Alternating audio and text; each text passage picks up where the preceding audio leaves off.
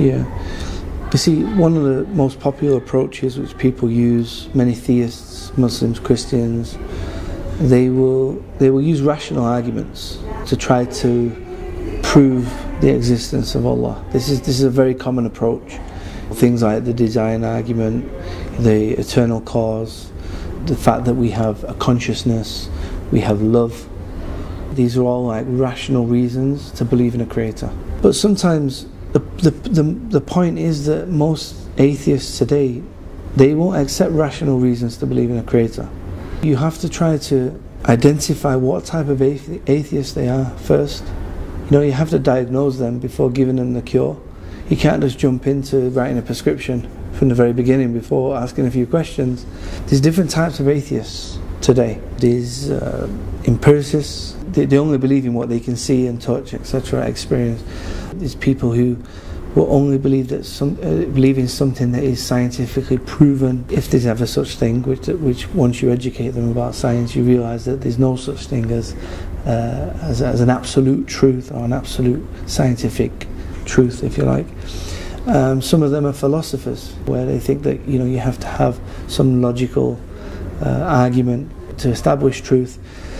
Many atheists, though, are just emotional atheists. I call them emotional wrecks. I don't understand why it is bad in the world.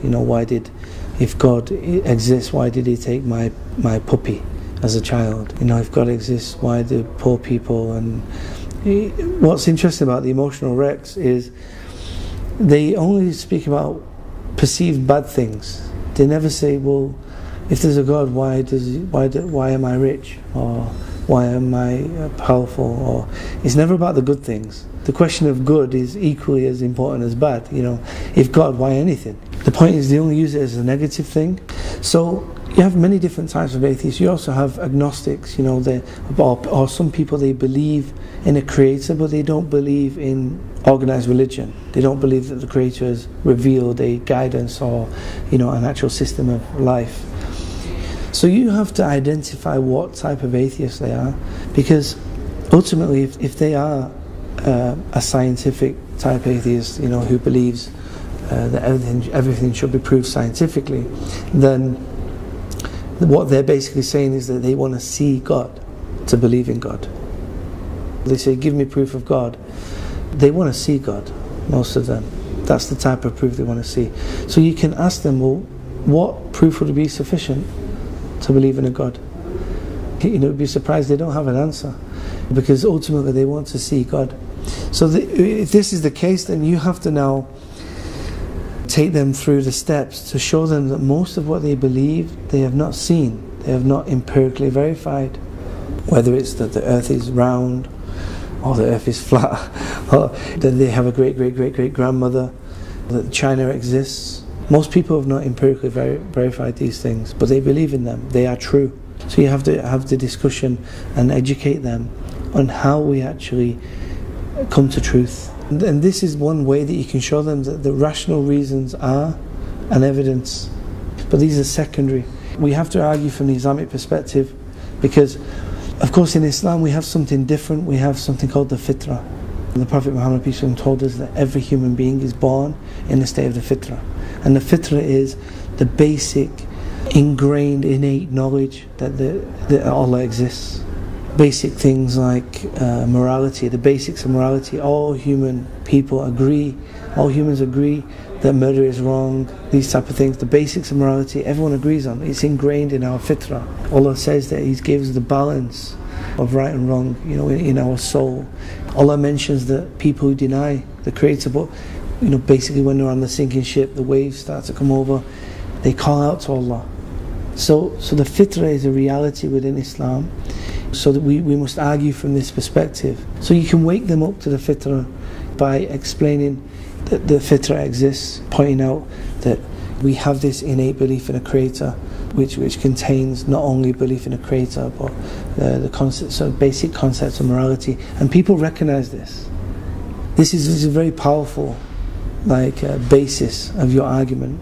When they recognize that it's common sense, that morality is innate, that's proof of the fitrah.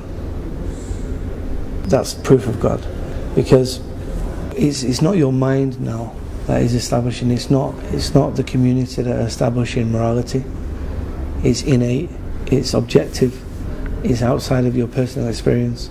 And the concept of God, gives us a coherent worldview. Things like morality as a basis now. Now there's a creator. There's a basis for morality. There's a basis of truth. There's a basis of our reasoning. If there's no God, there's no objective morality. Morality becomes just your whims and desires. So you believe murder is right, I believe it's wrong.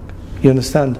And so the majority of of humanity, or the majority of the community, decide what is right and wrong. And this is flawed, because if all of humanity were brainwashed into thinking that murder is right, it would still be wrong. You understand? So most people recognize that there is an objective morality, and in that case this is proof of a creator, and the proof of your fitrah as well. So, and the same with truth. If there is no God, there's no basis of truth, because if you do hold this empirical worldview where everything is physical, then so is logic, but physical things change, so logic changes. So under this atheistic empirical worldview, there's no such thing as truth. So you asking me for proof or evidence is ridiculous, because we can't come to truth. Under your own worldview, you can't come to truth. Even with reason, if there's no creator, there's no reason to trust your mind. If there's no Al-Haq, the creator, who is the truth, who has given us the ability to reason, he tells in the Quran, he's given us the ability to reason and use our mind.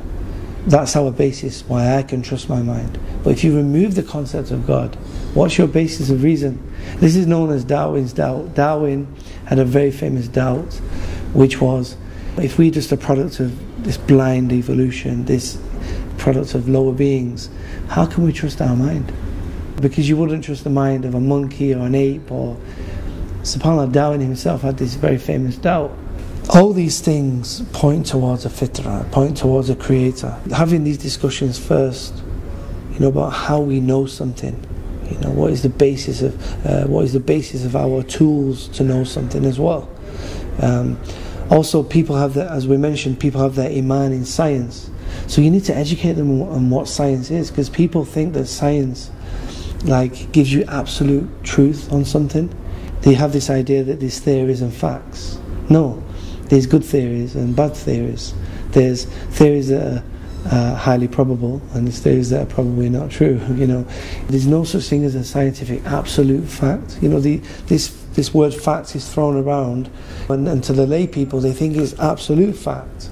Because to us, a fact is something that is confirmed and absolutely true.